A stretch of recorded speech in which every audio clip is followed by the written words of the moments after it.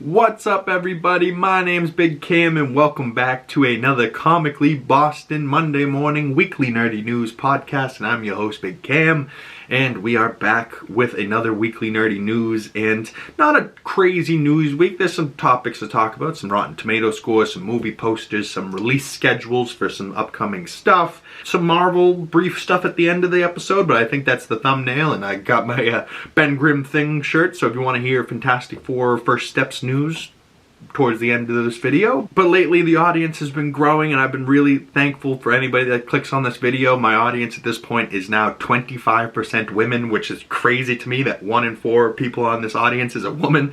You know, I would have never thought that, you know, some of the nerdy shit I'd be doing, that there would be ladies interested, and I've said in the past, ladies, hit me up, and I really appreciate all the women out there, but I think I met a beautiful young girl recently, and I think we have our first date later this week, and I'll definitely keep you guys posted with how that's going, but I think she's really fucking cool, and I can't wait to see how that goes. But jumping into today's news, shall we? Stranger Things Season 5, Volume 1, and I think they're dropping in 3 different volumes, one in November, one on Christmas, and then the last episode, or last volume, will be on New Year's Eve, or New Year's Day, whatever one. But the first volume drops on November 26th with 4 chapters, each of them almost an hour long. Episode 1, or Chapter 1, titled The Crawl, an hour and 8 minutes. Chapter 2, The Vanish of... ... so maybe it's further, or maybe it's just that. The Vanish of what? And that's going to be 54 minutes. Chapter 3, The Turnbow, 106 minutes. And then Chapter 4, Sorcerer, almost an hour and a half, 124 minutes.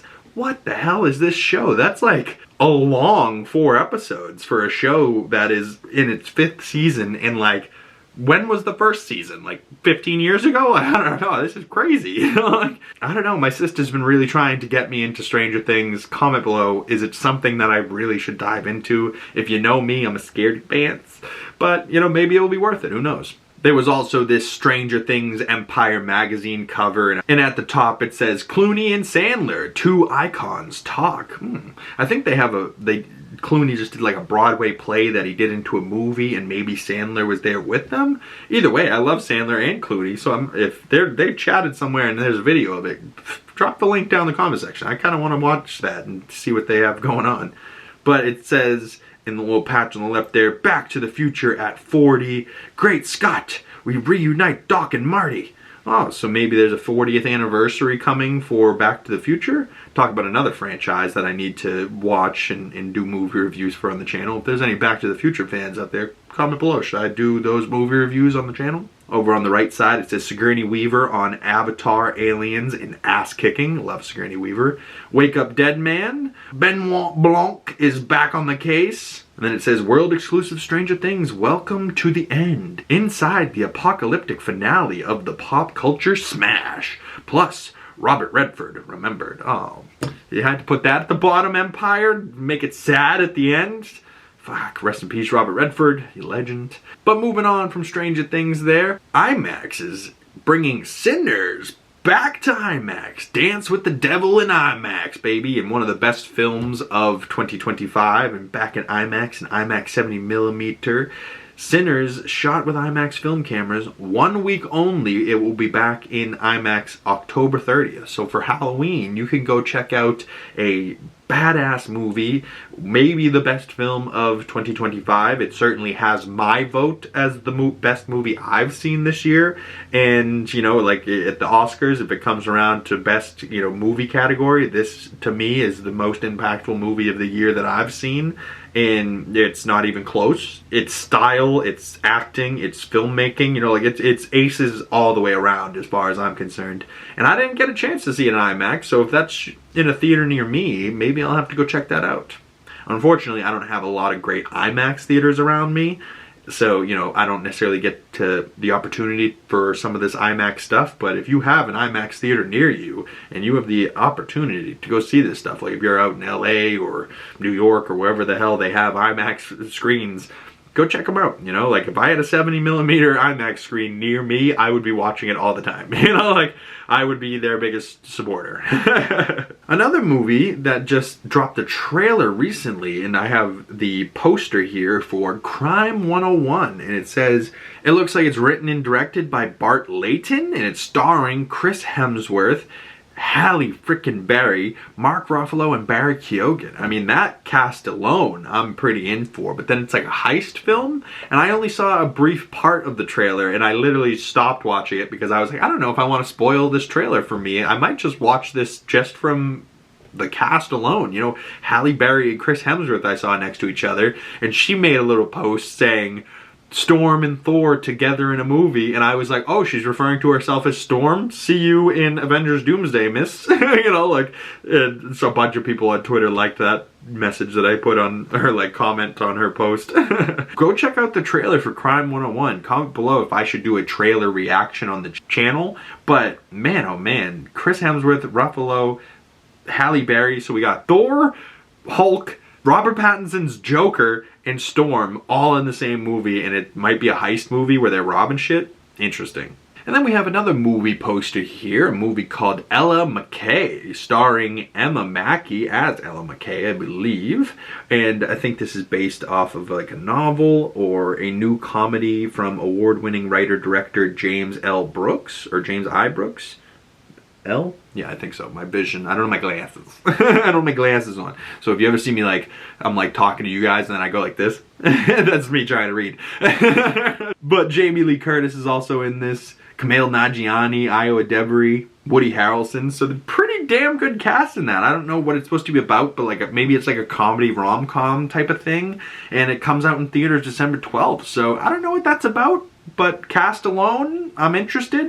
Maybe if I see a trailer, I'll be more interested. But if you know anything about Ella McCay, comment below. Now, a movie we were talking about last week is a movie called The Secret Agent, starring WAGNER MOURA, who was Pablo Escobar from Netflix's Narcos series.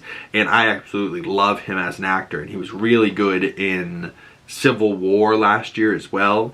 And he has currently won the 61st Chicago International Film Festival Silver Hugo Best Male Performance Award of 2025 for the movie Secret Agent. So it's been getting a bunch of film festival awards and buzz from the festivals.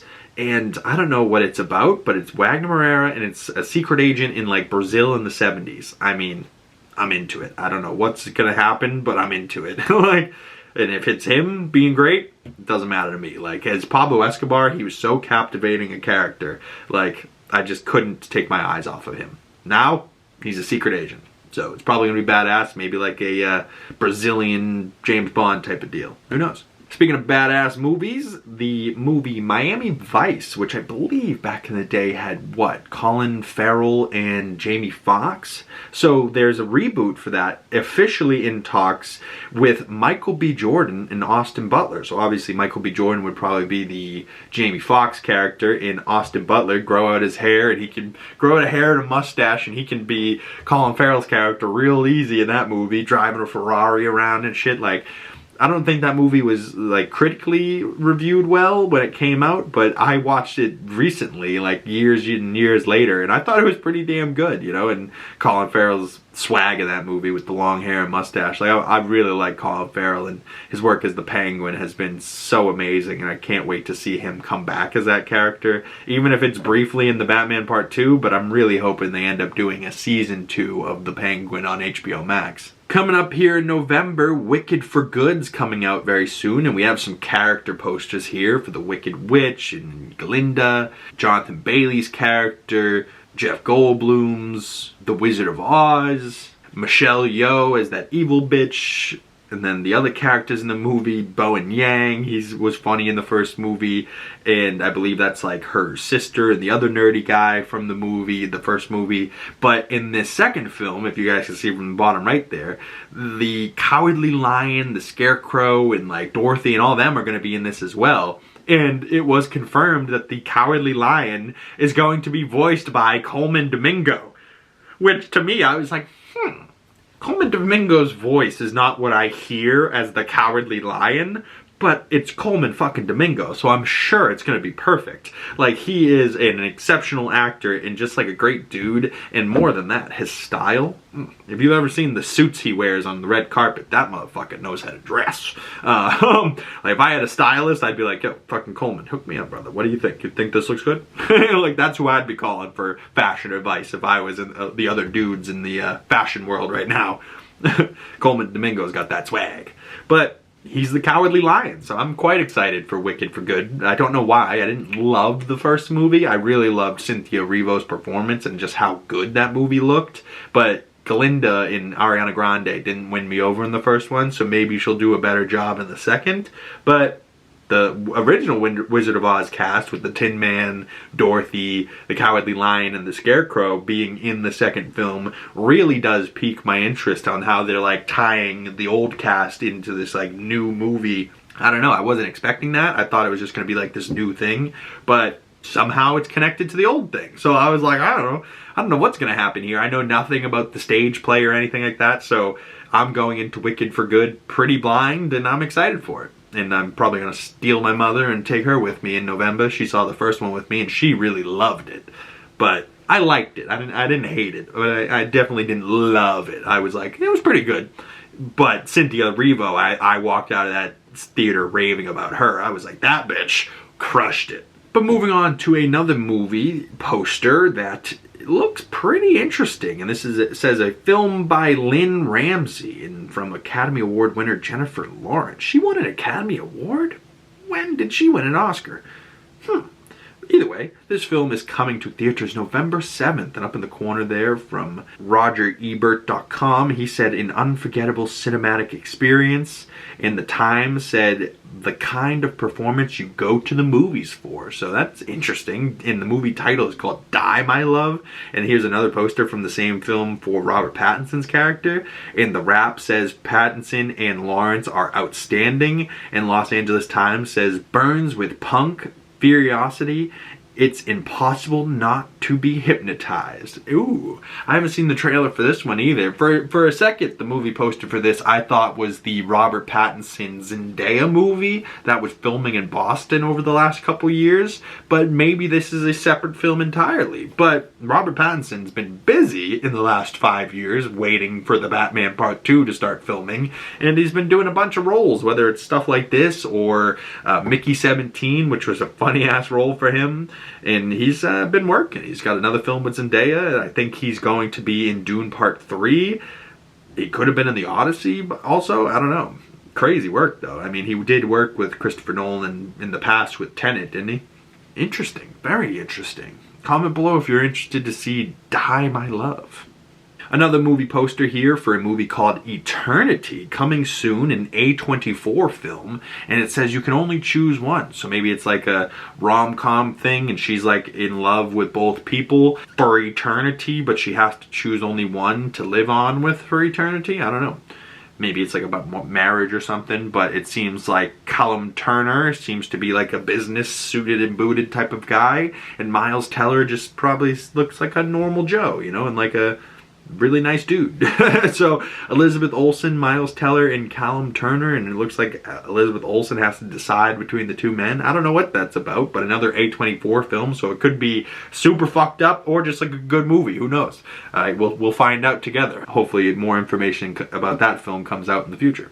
Coming out real soon, though, we've been talking about for the multiple of the last weeks of Weekly Nerdy News is Guillermo del Toro's Frankenstein has been coming out with posters and all types of artwork from the film, and now another new poster here, and Oscar Isaac, Jacob Elordi, Mia Goth, Christoph Waltz on the cover here, and it will be in select theaters probably now, and it will be playing on Netflix, I believe, November 7th, but Guillermo del Toro kept releasing these images and was like, what made you cast Oscar Isaac and Jacob Elordi? And he said their eyes. I cast eyes, and the character becomes whatever it is after that, you know. And like just looking at the images that got posted when he said this, I was like, this image of Dr. Frankenstein, Oscar Isaac here, and like he wanted him to be like Mick Jagger, and then they gave him these high heel boots, and he goes, oh, I gotta start watching Prince stuff, you know. So he kind of really got into this character, and I don't know what to expect from this film, because it's probably going to be like an original take on Frankenstein, but also maybe like a Guillermo del Toro reimagining in some ways. So like I'm sure it's going to be super fucked, but also super interesting. And yeah, Oscar Isaac is one of my favorites out there right now. But Jacob Elordi as the monster, and like the eyes of the monster. Oh God, I mean, it's going to look crazy because it's all practical effects, but oh God, just like the one trailer I've seen of the monster and him being like, Victor, come to me, you know, like, and just seeing like his like bony, like just decaying hand, and like, oh God, like between the monster films of the last 2 years, whether it's Nosferatu or this monster, I want to look at Frankenstein gross much more than I wanted to look at Nosferatu gross. You know what I mean? Like, Nosferatu was a pretty good movie actually, but like the actual look of Nosferatu was disgusting. This is probably going to be disgusting as well, but still interesting in some way, shape, or form.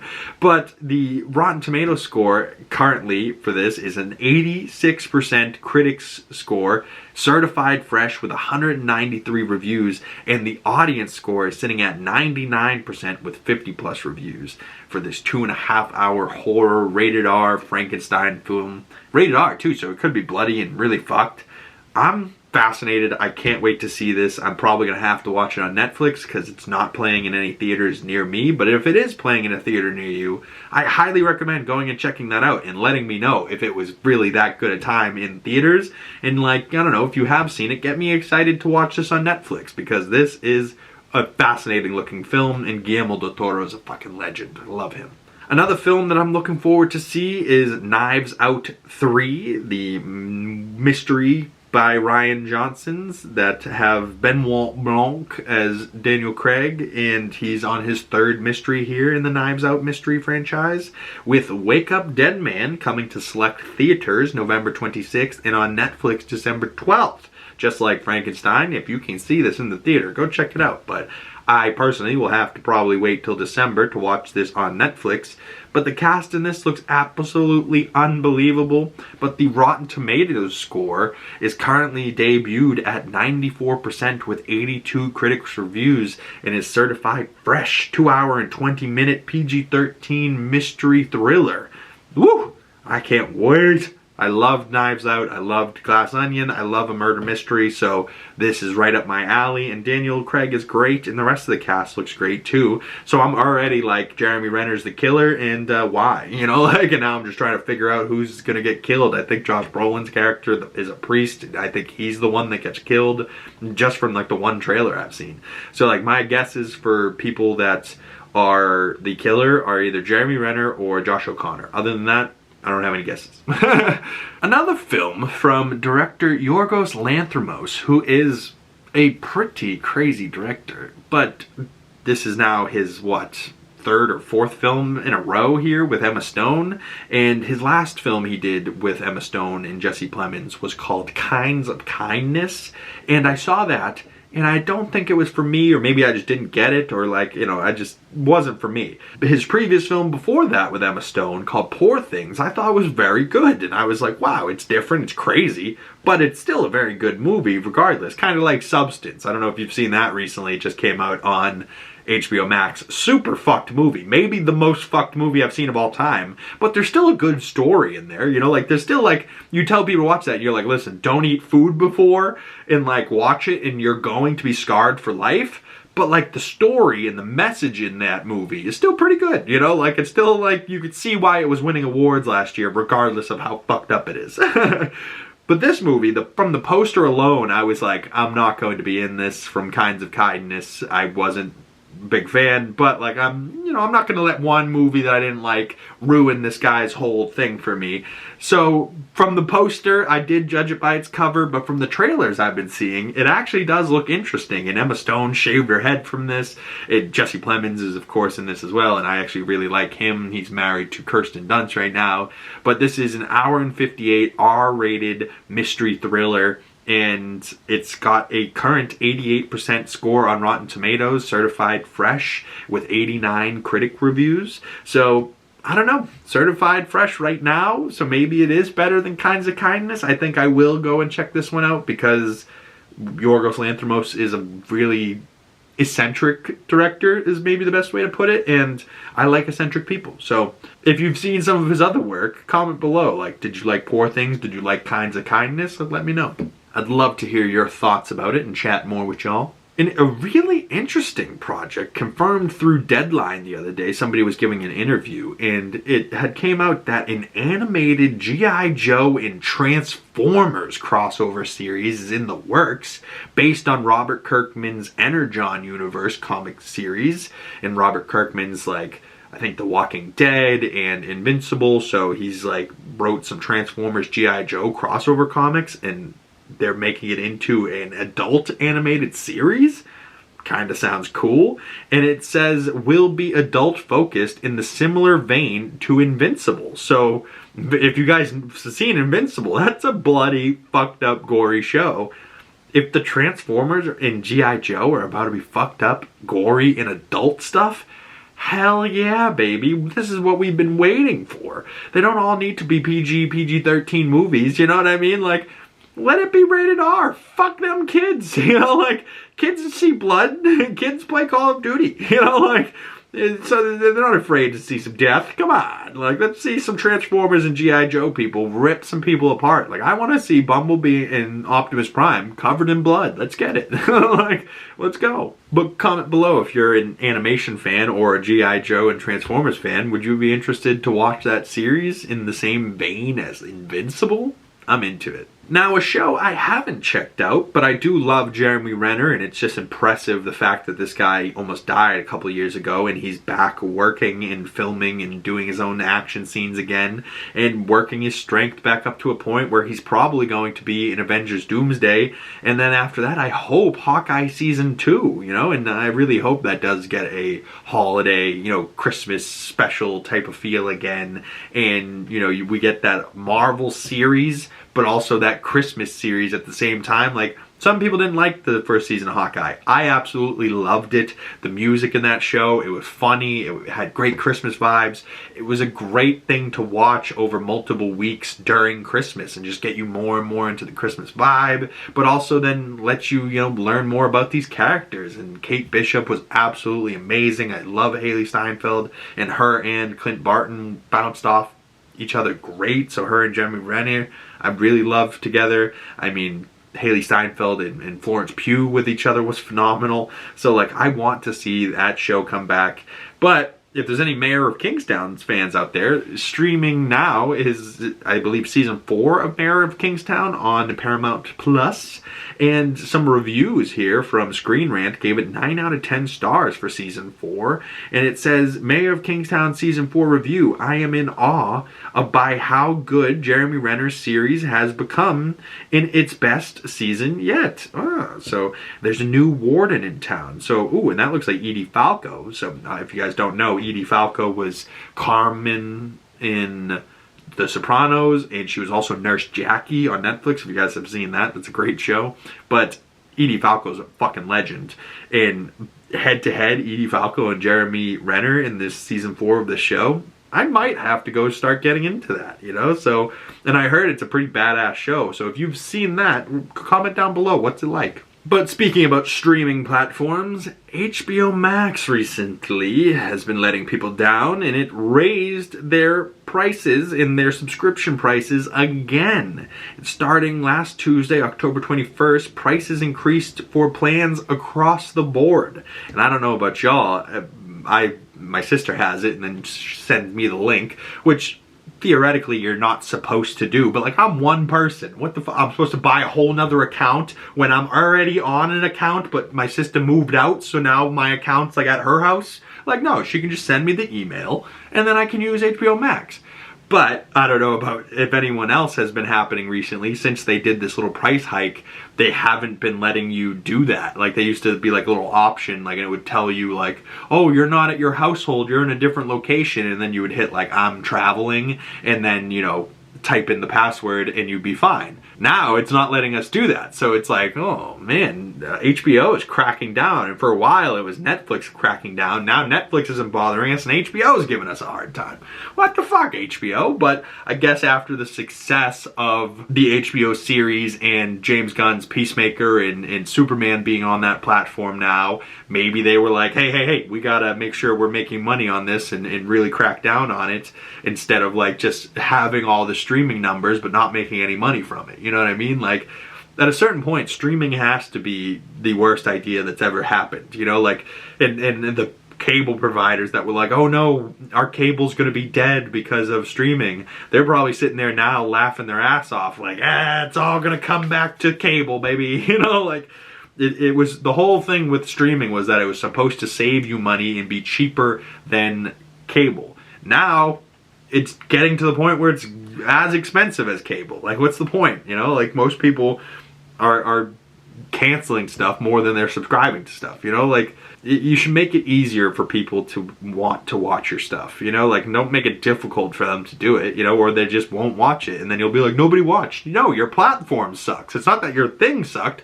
We didn't want to deal with your platform. You know, like, I would hate to, like, see stuff like HBO shows and James Gunn's Peacemaker and stuff like that have less ratings because the platform sucks. You know what I mean? Like, I don't know if that's happened, but I would hate to see that type of thing happen because of bad marketing, you know, or like bad running of your streaming platform, you know, and hiking up subscriptions every month. And it's like, you just hiked it up, now you're hiking it up again? Like, what the fuck? But also coming to HBO Max soon, I believe last weekend, Weapon started streaming, and then November 7th, Materialists with Dakota Johnson, Chris Evans, and Pedro Pascal comes to the platform to stream.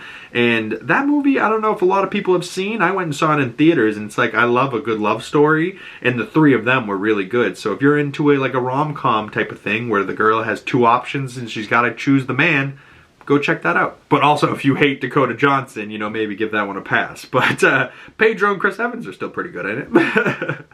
But I feel you if you're not a Dakota Johnson fan. But keeping in the realm of HBO Max, Season 3 of House of the Dragon should be coming this summer in 2026.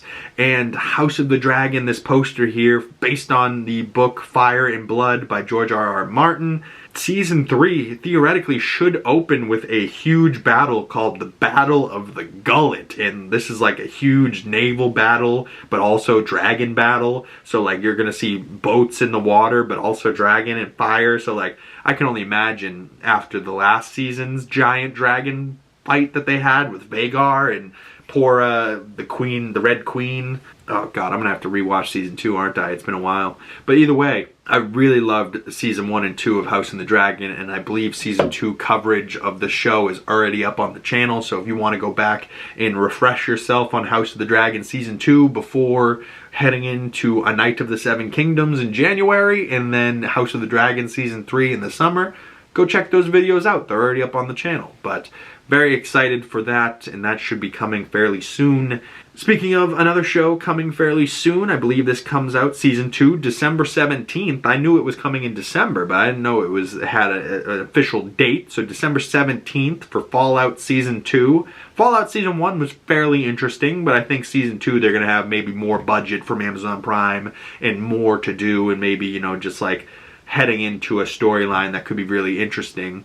But, you know, with the Vault Dweller, Ella Purnell, and Walton Goggins, the Ghoul, and it looks like he's surrounded by a bunch of zombies that maybe are all like Elvis zombies, and they did look like they were heading to Vegas, so Season 2 could get interesting. And there's also a couple other character posters here with Dogmeat, and I believe that's Titus with like the Man of Steel guys, or the, you know, the power armor guys.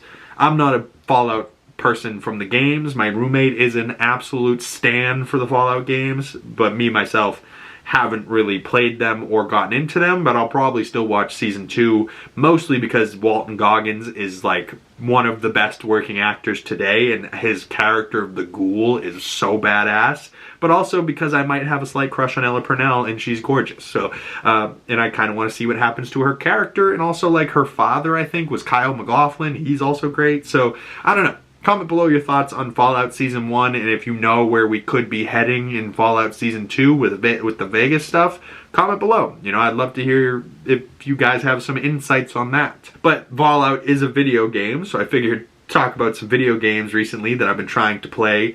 And I've been going back and playing Death Stranding 1 because Death Stranding 2 on the beach came out and it was getting crazy reviews and people were like all excited about it because of how much they loved the first game. And I'm a kind of completionist, like say a couple of years ago Uncharted 4 like dropped on PlayStation. I was like, well fuck, I haven't played Uncharted 1 through 3, so if there's Easter eggs in the 4th game, I'll miss all of those. And there was also like a lost DLC or something like that. So I went back and played all of that stuff before the 4th game. And then you play the 4th game and you're like, I guess there wasn't that many Easter eggs from the first 3 games. I could have played this anyways. But I was still glad that I went back and played the whole franchise just because of the true completionist inside of me. Little did I know Death Stranding 1 is a super long game and I've been grinding away on it, but I think I still have so many hours to go. But I eventually will make it to Death Stranding 2. But if there's any Death Stranding fans out there, I'd love to hear your thoughts on the game.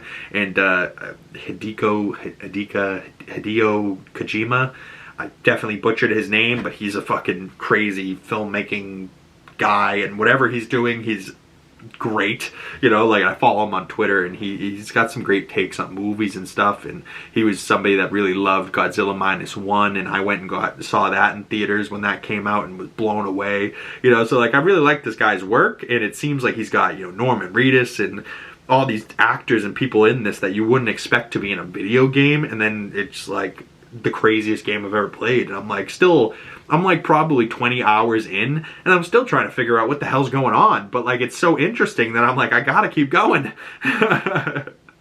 But another game that I was playing recently, and I just wrapped up Ghost of Tsushima, the original, and I did a replay of that because Ghost of Yotei is out now. And I've been wanting to get more into that game and watch that, but if there's any Ghost of Yotei or Ghost of Tsushima fans out there, I'd love to chat more video games in that game with you because of how beautiful that game is.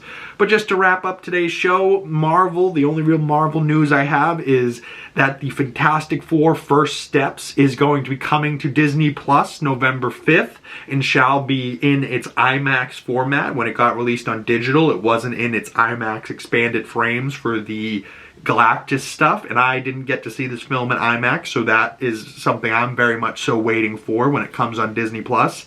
And it looks like we're only about a week or so out from that, so very exciting. Next week I'll be able to finally see this film at home. As one of the first Marvel movies that I saw multiple times in theaters that I didn't immediately buy on digital when it came out. I've been very patient, like waiting for it to come on Disney Plus, so that will be out very soon in its IMAX format. So comment below your guys' thoughts on Fantastic Four First Steps. And just to end out today's show, a little what you've been watching. I've been going through the spooky season movie reviews and doing the Scream franchise and a little bit of like Ghostbusters and James Bond. I've been going back and doing the Sean Connery first James Bond movies.